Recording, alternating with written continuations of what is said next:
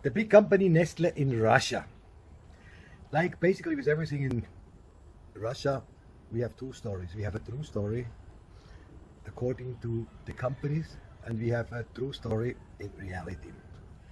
Today, I am privileged to tell you the true story of reality. What was the first Nestle product sold in Russia? When we Google, we can see that Russia started production in Russia in 1995 with chocolate in Samara. We read that they have in the meantime 7,000 employees in Russia and produce in 6 different factories with 7,000 employees. Of course, now in 2020, everything have changed because of the sanctions, and to my knowledge, all the factories have been closed. But today, really, to go back to the truth, how Nestle started in Russia, there was a great businessman in Moscow, which became at that time my personal friend, together with my agent Valerie, and lucky enough, both of them are today with us to definitely tell the truth about what really happened. To have a visitor in Bali directly from Moscow, so we will definitely on that interview we will hear the truth about at the beginning about the historical background of what we have done, and after that we will talk a little bit about the actual situation. Here he is, Alexander, called Sasha from Moscow, and my agent, my former agent, remembered probably by the interview the Soviet girl becoming a lady. Here she is again, Valerie, who will today be responsible for the translation. So let me remember how the whole story with Nestle have started. Do you remember this? Помнишь ли ты, как Nestle начал работать в Москве? Of course, he remembers very well. To make it simple, we have met in 1993 in the beautiful swimming pool in Waldwil, Zug. We have done a lot of other business before, but all of a sudden this man, a little bit younger at that time, sorry, realized that they are selling there some kind of ice cream which he have never seen in his life, coming from Moscow, and that was products from Nestle, ice cream, cornet, and other stuff. And he looked at me and said, "Hey, can I not sell that in Moscow?" And I said, "Wow, this is a big company, but certainly we can try."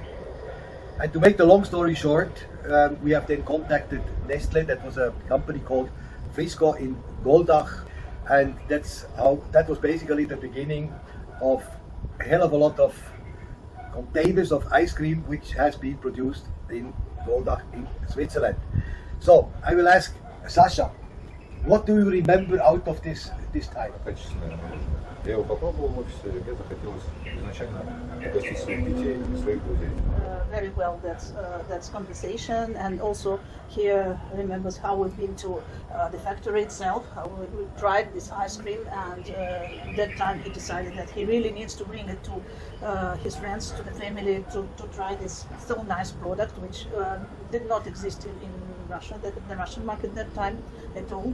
And that's why we asked Peter to help with the contract, and finally we managed to do that. So we started to import this ice cream in quite good quantities, and also Sasha had bought 1,000 of refrigerators for distributing this ice cream. That was also a big story, and then he started to distribute it with different cities of Russia, different shops, and that was the beginning of Nestle ice cream in Russia. And that was very successful.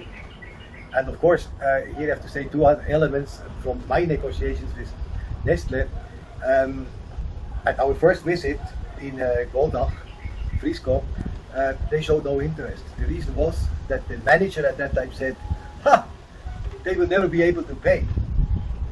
And then I said, how come? We have some money already for the first quantity, and showed them the plastic bag of dollars which came from him, and then basically they were speechless. Cash. Today impossible to even think about. I mean, we have taken this cash, and then the first container was delivered to Moscow, very successfully, and at the big advantage of Nestle, because what many people didn't know in Switzerland, that Russians are eating ice cream only in winter. So their idea was, wow, if that continues and if that is developing well, wow, we can keep open the factory even through the winter months in Switzerland. So that was a big incentive for them to believe that we should develop. And in fact, he did then such a good job together with you that this ice cream was a success, and we could basically keep that, Nestle could basically keep that factory open for the next 2 years, supplying hundreds of containers. Yeah. So that's the absolute true story.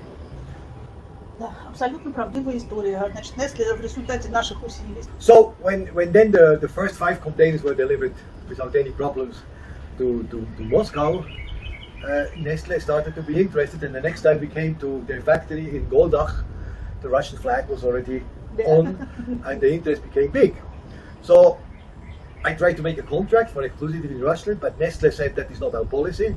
We never make contracts. You can trust us. We are a Swiss company. Everybody can trust us. So finally we shook hands and we believed in Nestle's word. And then we continued. We shipped more and more. You sold more and more ice cream till 95, when all of a sudden Nestle declared that they want to open their own organization in Russia, and discussing about the damage what we had on the basic handshake which we had with Nestle. Of course we wanted to have some kind of remuneration, but that never happened. So this was an incredible loss of confidence in this big Swiss company, and that's from our side. And he then in Russia, did you continue to work with Russia? I don't even know that, so it's interesting to explain that. Вопрос такой, после того, как они у нас контракт, и, так сказать, за это даже никакой компенсации не предложили, да, не сделали.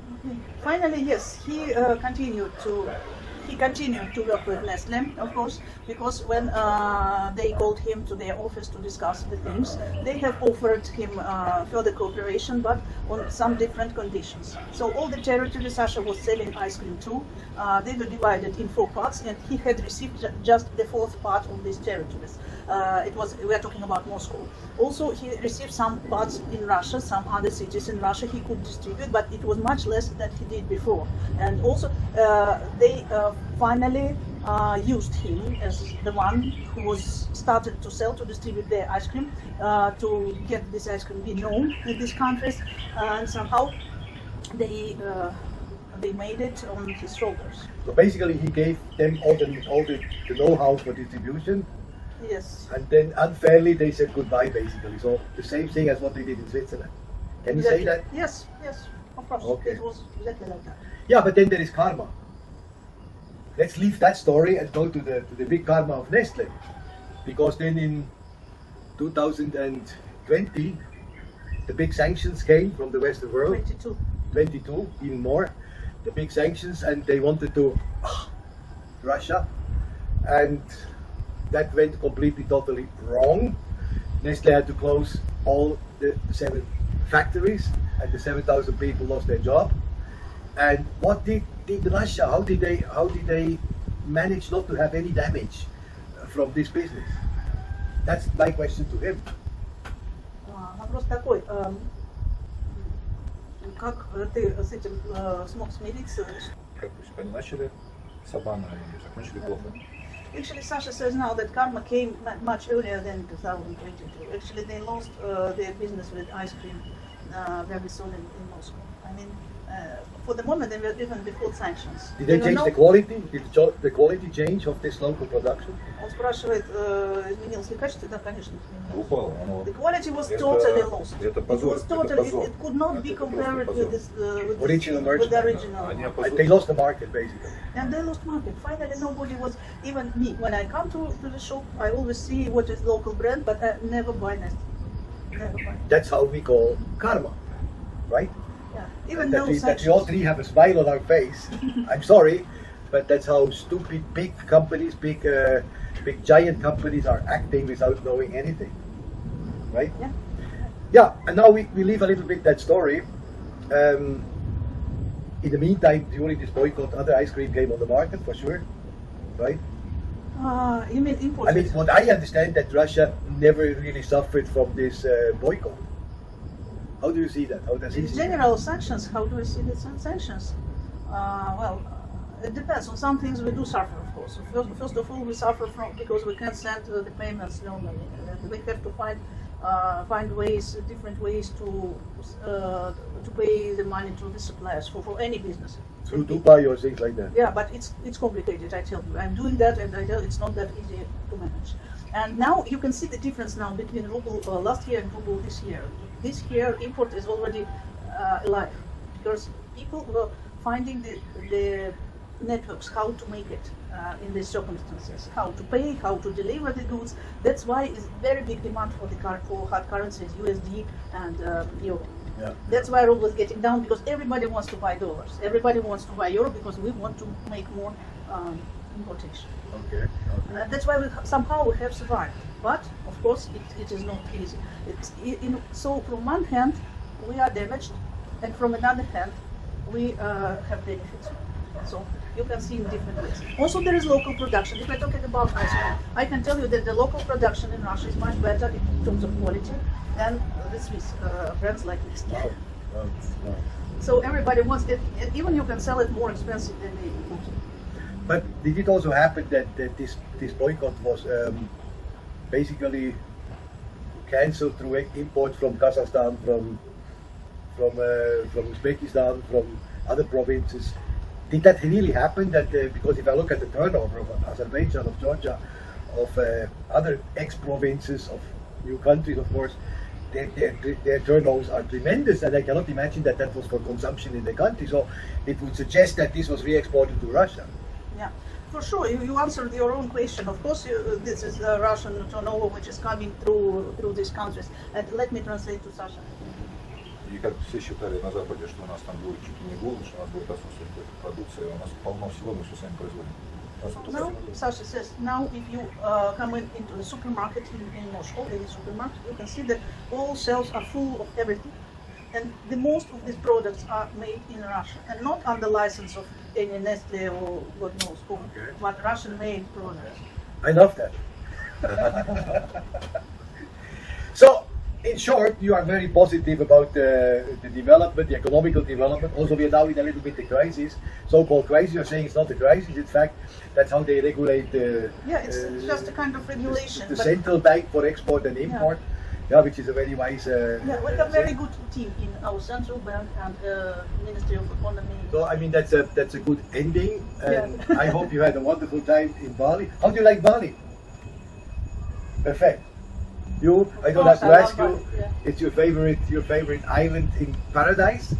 We always have a happy time here since 27 years. I'm now on this island. Every year you're basically visiting me. Luckily, so we are still friends. Great friends, I think, as we have seen today. And I thank you very much for the visit, of course for the caviar and the vodka. Thank you very much. I love this interview, and I hope to see you very soon again.